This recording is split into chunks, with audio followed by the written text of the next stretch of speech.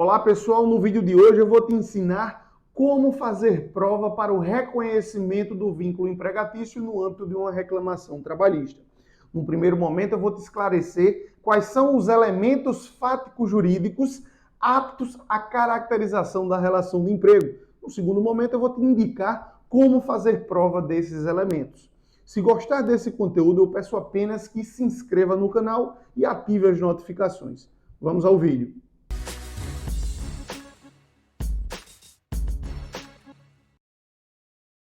Da combinação dos artigos 2º e 3º da CLT, eu posso extrair 4 elementos fáticos que levam à caracterização da relação de emprego. Veja, relação de trabalho é um gênero que comporta diversas modalidades contratuais onde há a entrega de trabalho humano.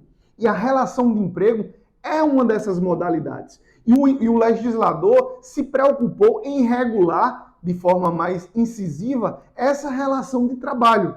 E aí o legislador definiu quais são os elementos fáticos no comportamento contratual entre as partes que definem essa forma específica de trabalho, essa forma bem regulada de trabalho. São eles: pessoalidade, onerosidade, habitualidade e subordinação jurídica. Portanto, no âmbito da sua ação trabalhista, você tem que provar a presença naquela relação contratual desses 4 elementos. Pessoalidade, o que significa?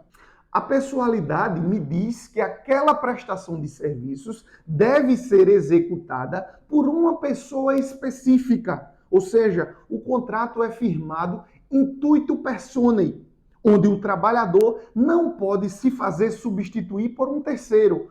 Ah, eu não estou a fim de trabalhar hoje, vou mandar meu primo vir aqui no meu lugar. Não, se eu não posso trabalhar hoje, eu vou levar falta. Então, a execução dos serviços deve ser realizada por uma pessoa específica, por uma pessoa definida. Isso me traz pessoalidade. Segundo ponto, onerosidade. Numa relação de emprego, o trabalhador presta serviços visando a obtenção de uma contraprestação, seja uma contraprestação financeira, seja uma contraprestação in natura, enfim, ele executa aquelas atividades pensando num retorno, pensando numa contraprestação. E isso me diz que nessa relação contratual há onerosidade. Habitualidade, o que significa? Veja, dentro de uma relação de emprego, para ser assim caracterizada, o trabalhador executa serviços voltados à necessidade permanente do empregador. Há uma periodicidade na entrega desses serviços que são voltados à necessidade permanente da empresa, o que difere do trabalho eventual. E, por fim, subordinação jurídica, o que significa? Veja, talvez seja o principal critério apto à caracterização da relação de emprego. E existem diversos conceitos que explicam a subordinação jurídica. O conceito estrutural, o conceito objetivo e o conceito clássico, a subordinação jurídica clássica, que é aquela forma de trabalho onde você retira a autonomia da execução dos serviços do trabalhador e transfere para a figura do empregador. Ou seja, o empregador é quem dirige a prestação de serviços. O empregador é quem define o horário de trabalho, a forma como o trabalho será executado. Enfim, o empregador dirige a prestação de serviços. Isso significa o conceito clássico de subordinação. Eu vou me limitar aqui a tratar do conceito clássico de subordinação jurídica, que é o mais comum no nosso dia a dia.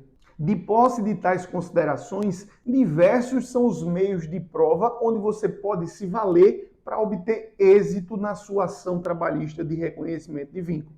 Veja, você pode anexar fotografias do trabalhador fardado lá no local de trabalho, participação em grupos de WhatsApp, onde ele recebe direcionamento, recebe ordens por parte do empregador, por parte de algum superior, comprovante de Pix, comprovante de transferência, demonstrando o recebimento periódico de salário. E o principal elemento de prova, a via testemunhal, onde você vai indicar uma testemunha que vai relatar o dia a dia de trabalho do reclamante. Por exemplo, a testemunha vai lá informar que durante tal período, durante tantos meses, durante tantos anos, o trabalhador prestou serviços de forma contínua para aquela empresa, para aquele empregador, que havia um direcionamento, que quem dava as ordens lá era o gerente e o trabalhador executava, que aquele trabalhador, o seu cliente, executava tais serviços dentro de um horário determinado pela empresa, cumpria as ordens da empresa, recebia um valor fixo, recebia um salário todo mês. Seu objetivo será comprovar que dentro daquele comportamento contratual firmado entre o empregado e o empregador havia pessoalidade, habitualidade, onerosidade e subordinação jurídica. Então esse foi o conteúdo da aula de hoje. Se gostaram, eu peço apenas que curtam e se inscrevam no canal. Até o próximo vídeo.